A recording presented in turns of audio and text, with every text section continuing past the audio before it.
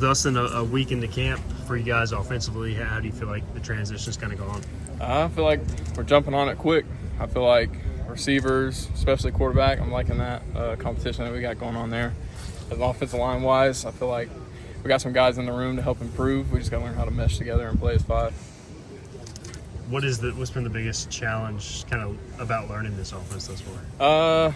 Tempo, conditioning, number one. I mean, oh my goodness, we're getting on the ball, snapping it every 10 to 15 seconds. But that and then learning terminology is a little bit different than from what we had last year. But, I mean, plays are the plays, the same thing, just a different name for it.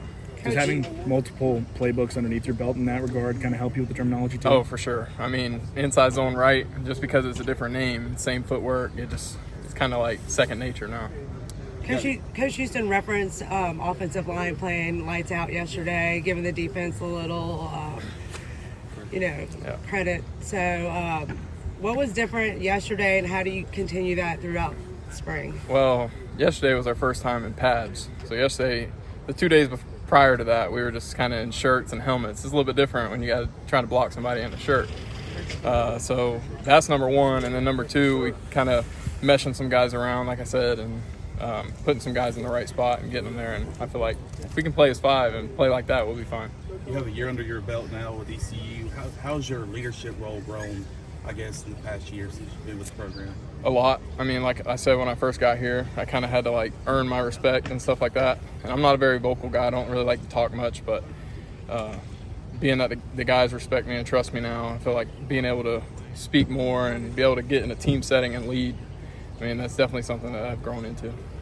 How motivated were you coming in last year? I know the results weren't what you wanted. Just to go out on a high note to finish your college career and show that last year was maybe a fluke for ECU.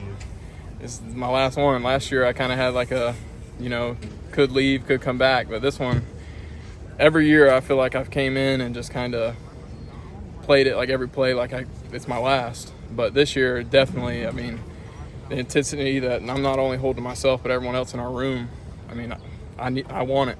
I got to go out on a good note. And going back to center, at least early in spring, how are you liking that? I know you said in the past you kind of enjoy having your hand on the ball. Oh, I love it. I mean, I love especially in this offense, I mean, centers are very vocal and we got to control a lot of stuff. But I feel like if you're physical at the point of contact, you're going to have a good offense.